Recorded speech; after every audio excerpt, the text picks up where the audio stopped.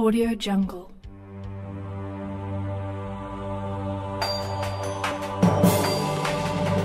Assalamualaikum warahmatullahi wabarakatuh.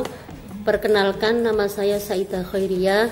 Kami dari PIAUD 6. Di sini kami akan mempresentasikan tentang mata kuliah Teori Belajar dan Pembelajaran dengan judul Teori Belajar dan Pembelajaran yang berpijak pada aliran kognitif.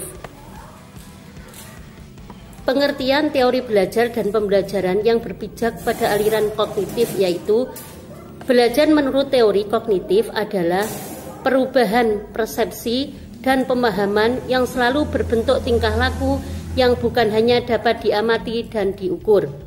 Pembelajaran menurut teori kognitif lebih menekankan bagaimana proses atau upaya yang mengoptimalkan kemampuan aspek rasional yang dimiliki oleh orang lain. Dalam merumuskan tujuan pembelajaran, mengembangkan strategi dan tujuan pembelajaran tidak lagi mekanistik, sebagaimana pada teori behavioristik, namun dengan memperhitungkan kebebasan dan keterlibatan siswa secara aktif dalam proses belajar agar belajar lebih bermakna bagi siswa.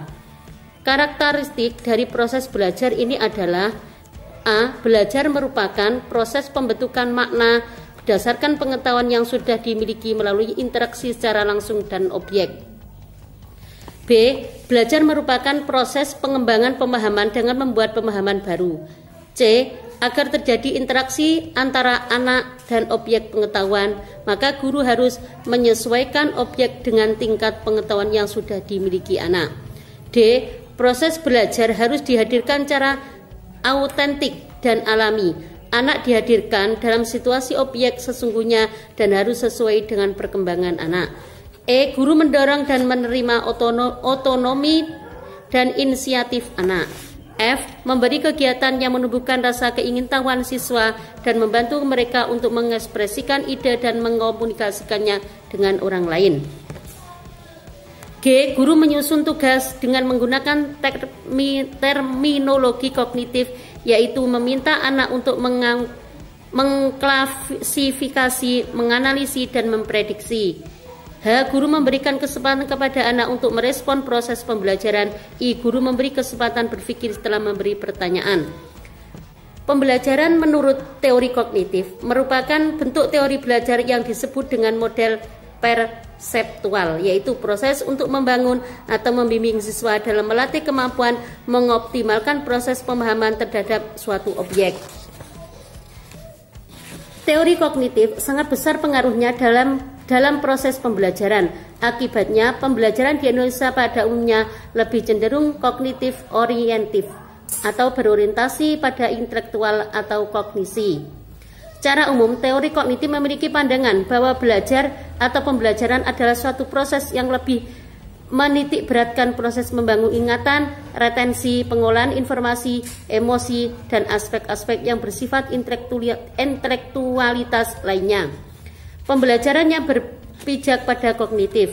Kegiatan belajar yang berpijak pada teori kognitif sudah banyak digunakan sehingga tercipta beberapa pemikiran ke arah penataan isi bidang studi atau materi pembelajaran sebagai strategi pengorganisasian isi pembelajaran yang berpijak pada teori kognitif dikemukakan oleh A.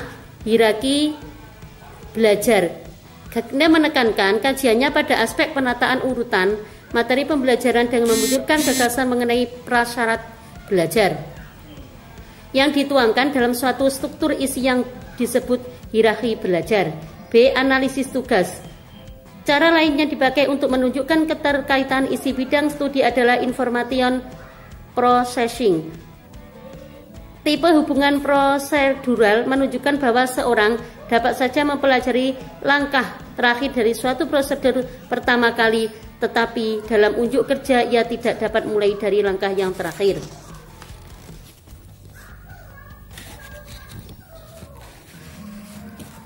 C. Kurikulum spiral. Gagasan tentang kurikulum spiral yang dikemukakan oleh Brunner dilakukan dengan cara mengurutkan pengajaran. Urutan pengajaran dimulai dengan mengajarkan isi pengajaran secara umum, kemudian secara berkala kembali mengajarkan isi yang sama dengan cakupan yang lebih rinci.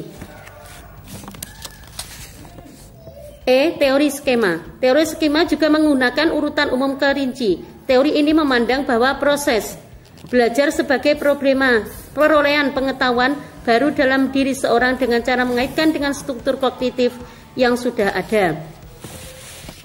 Teori elaborasi. Teori elaborasi mengintegrasikan sejumlah pengetahuan tentang strategi penataan isi pelajaran yang sudah ada untuk menciptakan model yang komprehensif tentang cara mengorganisasi pengajaran pada tingkat makro. Jadi dapat disimpulkan, belajar menurut teori kognitif adalah perubahan persepsi dan pemahaman yang selalu berbentuk tingkah laku yang bukan hanya dapat diamati dan diukur. Pembelajaran menurut teori kognitif lebih menekankan bagaimana proses atau upaya untuk mengoptimalkan kemampuan aspek rasional yang dimiliki oleh orang lain. Demikianlah presentase singkat dari kami. Kurang lebihnya kami mohon maaf yang sebesar-besarnya. Wassalamualaikum warahmatullahi wabarakatuh.